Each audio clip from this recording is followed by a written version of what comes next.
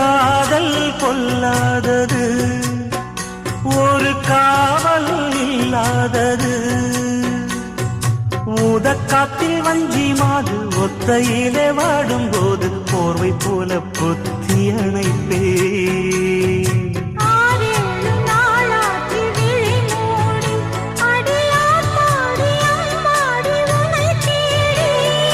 நீதானே மானே என் இளஞ்சோடி, உனை நீங்காது என்றும் என் உயிர் நாடி.